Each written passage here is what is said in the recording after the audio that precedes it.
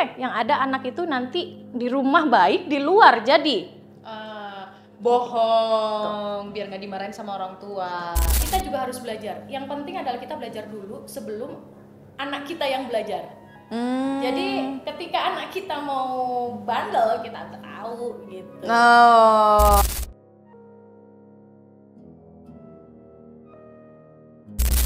Hai, aku Pulpi, selamat datang di Telusur Kasus Uncut. Kita akan sedikit bahas bukan kasus kali ini, tapi ini sebenarnya adalah sebuah isu yang menjadi perhatian bersama, yaitu anak di ruang digital. Gimana cara kita ngawalnya?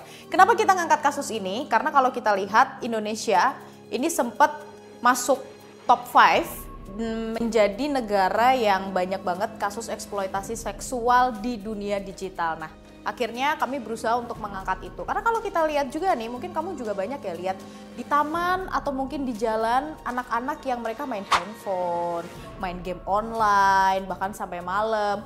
Karena kalau kita lihat banyak juga tuh konten-konten yang labelnya anak, tapi sebenarnya isinya tuh gak cocok buat anak-anak. Apalagi konten-konten yang tidak berlabelkan kids atau gak berlabelkan untuk anak-anak. Nah, jadi dalam liputan ini kami ketemu sama salah seorang orang tua yang tidak memberikan gadget atau handphone ke anaknya. Karena kalau kita lihat banyak juga orang tua sekarang yang udah ada yang penting biar anaknya diem dikasih handphone, makan kasih handphone, biar nggak tantrum kasih handphone. Tapi orang tua yang satu ini agak berbeda dan sudah sama kita ada Mbak Wike. Selamat datang. Jadi Mbak Wike ini adalah anaknya umur berapa? 5 tahun, perempuan ya? Perempuan. Kenapa sih kok nggak ngasih handphone? Yang pertama, ini langsung serius nggak sih? Iya terserah, ya, kita santai kok. Oke. Yang pertama nggak ngasih handphone karena jujur, aku dan suami itu nggak bisa 24 jam full sama anakku. Sama-sama kerja ya? Sama-sama kerja, terus udah gitu kita itu shift-shiftan kan, maksudnya aku kerja, anakku sama suamiku, nanti aku pulang, ganti anakku sama aku, suamiku ganti kerja, kayak gitu. Jadi memang itu kesepakatan kita, karena memang kita nggak bisa full ngeliatin dia ngapain, apa yang ditonton. Karena kalau kita cuman kasih doang, terus kita nggak lihat apa yang dia tonton, itu tuh bahaya ya. Karena kenapa? Apa pernah nggak nemuin konten yang duh kayaknya enggak deh, bikin itu semakin yakin bahwa oke, keputusan kita ternyata bener loh untuk nggak ngasih handphone ke Naura? Banyak banget, bukan oh ya? hanya ada atau enggak, tapi banyak banget gitu. Kalau misal aku contohin di YouTube gitu ya, labelnya kids gitu, tapi itu bukan konten yang pure anak gitu loh, maksudnya cara ngedidik anaknya, cara anak itu ngajarin anak ngobrol, bahasanya gitu ya. Terus banyak kan anak-anak yang dibikinin video YouTube sama orang tuanya itu kan biasanya tentang kesehariannya gitu kan. Keseharian mereka itu kan nggak bisa kita kontrol gitu. Jadi yang bisa kita kontrol adalah keseharian anak kita untuk tidak ngikutin apa yang sudah dia tonton gitu. Kecuali dia nontonnya itu misal lagu-lagu atau ABC gitu atau angka gitu kan. Itu masih oke, atau cerita. Nah, biasanya anak kalau dikasih yang kayak gitu pasti akan bosen. Anak itu sukanya itu yang keseharian kayak gitu, activity kayak gitu. Nah, sedangkan aktivitas mereka itu nggak bisa kita kontrol. Jadi mending nggak usah. Mending nggak usah. Tapi emang dia nggak ada ini, kan udah sekolah ya? Sudah TK sekolah. ya, masuk TK ya? Apakah nggak ada iri, mama kok teman aku punya handphone, aku kok enggak? Kebetulan enggak. Oh ya? Kebetulan enggak, karena ya itu tadi, karena kita bisa nge-handle-nya. Jadi yang pertama kali aku lakukan adalah aku ngajak anakku untuk bisa ngobrol, bisa cerita, menghargai dia. Jadi ketika dia ngobrol kita hargai, dia tuh akan ngerasa kayak enak nih ngobrol sama emak gue nih gitu. Jadi akhirnya dia tuh terbuka sama kita. Bahkan kalau misal di TK-nya aja dia misal suka sama temennya, dia cerita sama lucu banget. Ya, dia selalu menyebut itu ibu. Dia panggil aku ibu ya. Jadi kayak dia ngomongnya kayak ibu. Tadi ada dilihat Yati sama Bi Farzan atau siapa gitu temennya yang lain suka menyebut nama dan dia suka seperti itu gitu. Jujur ya? Jujur. Dan itu memang harus, dan itu memang aku terapkan.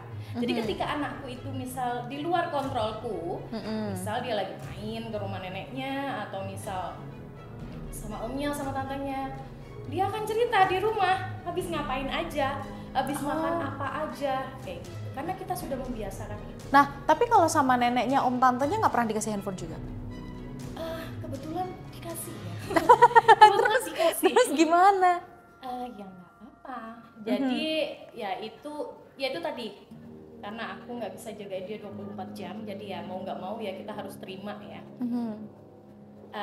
Yang penting dia mau jujur ke aku dan dia tahu nonton jangan lama-lama, dan nonton mendingan di rumah saja. Kalau di rumah kan pasti nggak nonton ya, jadi aku alasannya kayak gitu, mendingan nontonnya di rumah aja, karena di rumah itu selalu aku ajak keluar, aktivitasnya selalu banyak di luar, aku masukkan dia ke tempat les kayak gitu, les gimnastik misal, taekwondo misal kayak gitu. Jadi dia tuh ada kegiatan fisik yang dia itu menguras energi dia, sampai rumah capek gitu. Oh, itu salah satu cara? Itu salah satu cara. Oh, agak licik juga ya, tapi pinter sebenarnya. Orang tua harus licik. Kalau nggak licik, kita yang akan dilicikin sama anak. Nah, ngomongin soal dilicikin sama anak, kemarin kan kami ketemu sama Deputi Perlindungan Anak dari Kementerian PPPA. Orang tua itu bisa jadi salah satu tantangan terbesar untuk melindungi anak di ruang digital. Setuju nggak? Setuju banget. Karena? Ya karena orang tua itu adalah garda terdepannya. Karena keluarga itu, karena orang tua itu adalah rumahnya dia. Jadi kalau di rumah dia seperti apa, dia mau keluar berkeliaran kayak gimana, dia akan tetap ngikutin norma yang ada di rumah. Kayak gitu. Karena jadi, udah kebentuk ya, betul, pondasinya. Betul. Jadi kita itu bentuk dia dulu sebelum kita biarkan dia berkeliaran. Apalagi habis ini dia mau masuk SD gitu kan, dia akan jauh lebih banyak waktunya untuk sekolah gitu ya. Itu aku rasa bisa berhasil ketika kita di umur 5 tahun ke bawah, kita dalam tanda kutip di kekep gitu, dikekep itu apa ya, jadi kekepin dulu gitu ya, dibentuk gitu, dulu. Dibentuk. Oh, gitu. jadi nanti ketika udah ngeset, Betul, udah ngeset, bahasa tuh udah ini ya, pondasinya tuh udah betul, mateng gitu. nggak hanya itu ya, misal kayak makanan gitu ya, kebetulan anakku sejauh ini giginya masih bagus gitu. Apakah Naura itu tidak makan gula? Makan. Di luar aku. Di luar aku, dan dia ngaku ya, alhamdulillahnya dia ngaku gitu. Apakah Naura tidak makan coklat? Makan. Di luar aku. Apakah Naura tidak makan es krim? Kalau kita sebagai orang tua itu kayak misal ngasih es krim itu nggak apa-apa. Meskipun dia misal dalam kondisi dia badannya panas, dia minum es krim, kalau orang dulu kan nggak boleh ya. Iya. Jangan, lagi sakit nanti makin sakit. Oh enggak, justru nggak ada hubungannya. Oke. Gitu. Kata dokter anaknya seperti itu. Jadi makanan-makanan yang tidak sehat itu ya udah gitu, nggak bisa kayak kita labrak orangnya, kita datengin, nggak bisa. Kita harus kasih kepercayaan anak. Mungkin dia misal di luar rumah dia lost gitu, at least dia di rumah mau mengakui dan dia tahu itu nggak baik, dan dia akan misal dia bilang, tapi Ade pengen banget gitu, dia ada ngomong kayak gitu, tapi Ade pengen banget gitu. Terus ya udah, nggak apa-apa, yang penting Ade tahu konsekuensinya apa. Ketika nanti dia makan terlalu banyak, pilihannya adalah giginya mau yang bagus atau enggak. Kalau giginya mau bagus, ya Ade harus menjaga gigi Ade sendiri gitu. jadi istilahnya dikasihin ke anak lagi. Betul. Diserahin lagi. Kamu milih yang mana nih? Betul, karena dia sudah bisa menentukan itu dari kecil ya.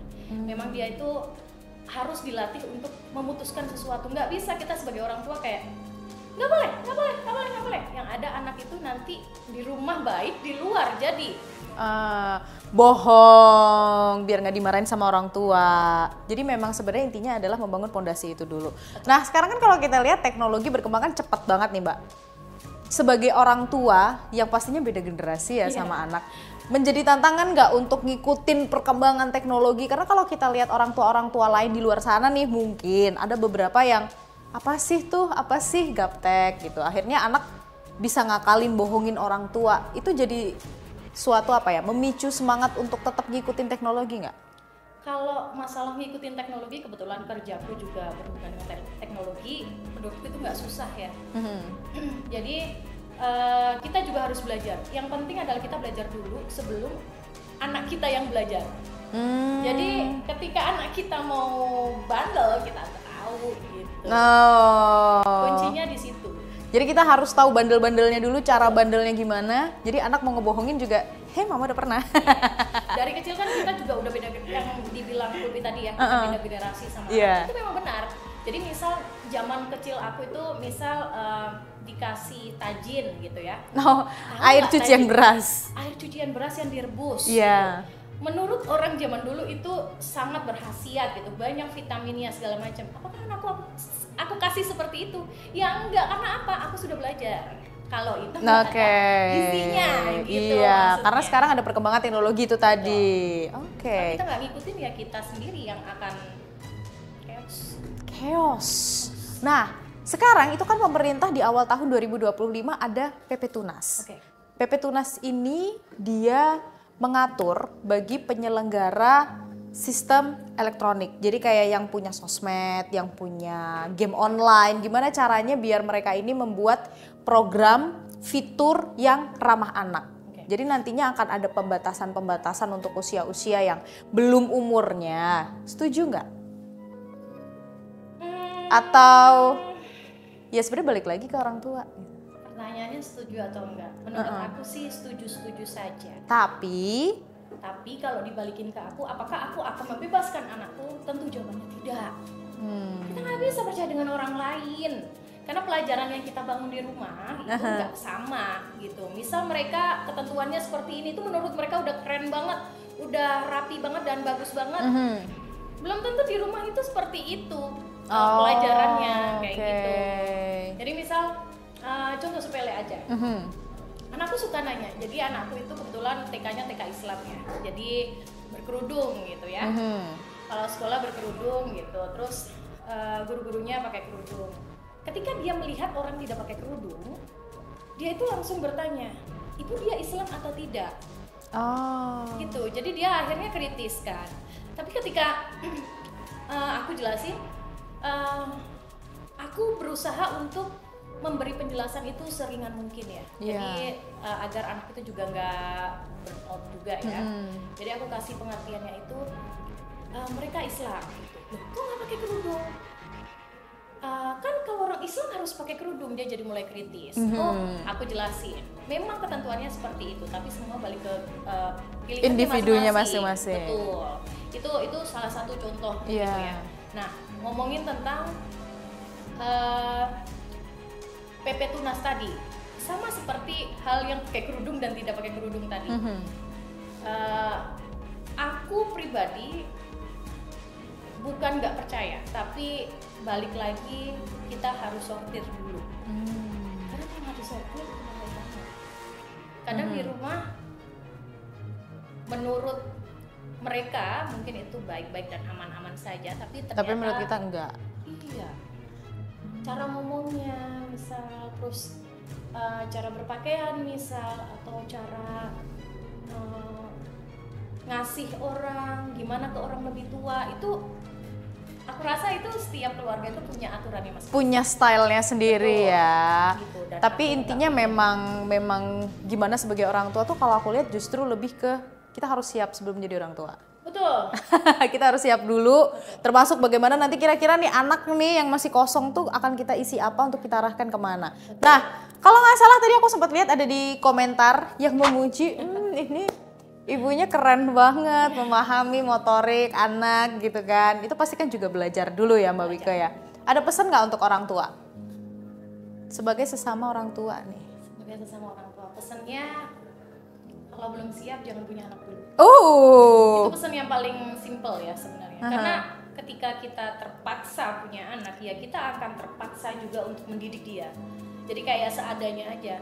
Semua itu nggak all out. Jadi kalau misal balik lagi ditanya ke aku, tapi itu keren ya, berarti habis ini kalau punya adik akan digituin lagi. Belum tentu orang punya adik. Oh. Aku aja pusing banget. Ternyata ngedidik anak itu sesusah itu gitu loh. Jadi bahkan ketika udah punya anak, mau punya anak lagi aja harus mikir berkali-kali ya. Kira-kira karena kan tiap individu beda-beda nih, bisa jadi Naura dan mungkin nanti kalau ada adiknya bisa jadi beda style kan. Nah, itu yang harus kita pelajari, dan menurut aku belum siap untuk belajar lagi. Buat aku sudah berusaha sedemikian hingga untuk belajar ngedidik anakku ini. Kalau dikasih tambahan satu lagi aku mikir pusing say.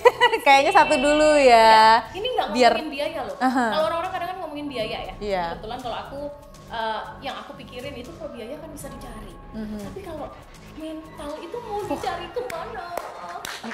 Keren-keren, kita tepuk tangan dulu buat Mbak Wika. Ini semoga bisa menjadi inspirasi buat kamu-kamu yang nonton. Ini podcastnya jadi podcast parenting ya. Tipis-tipis podcast parenting, atau kita bikin lagi next episode soal parenting. Makasih banyak Mbak Wika udah sharing lebih panjang di sini, karena kan kalau kita di TV kepotong durasi ya sayangnya. Jadi di sini kita bisa mendapatkan insight lebih nih dari Mbak Wika yang gimana mendidik anaknya ini tanpa gadget. Nggak sama sekali, tapi lebih banyak enggaknya daripada dikasihnya ya. Mungkin dikasih itu kayak 5% gitu. 5% pun itu ada kita gitu. Nah, bener-bener didampingin. Jadi bukan ketika sudah ada PP Tunas yang memang ini cukup membantu sebenarnya ya. Meskipun sosialisasinya kalau kita lihat masih kurang banget, karena banyak loh masyarakat yang ternyata belum tahu apa tuh PP Tunas. Tapi selain sosialisasi, bener sih kata Mbak Wika ya, kembali lagi ke orang tuanya. Harus bener-bener ngawasin anak-anak bagaimana mereka berselancar di dunia maya. Kalau kamu nih kira-kira setuju nggak sama adanya PP Tunas, dan gimana sih cara kamu untuk mengawasi anak-anak kalian yang masih di bawah umur dalam bermain di dunia digital? Coba komen di bawah.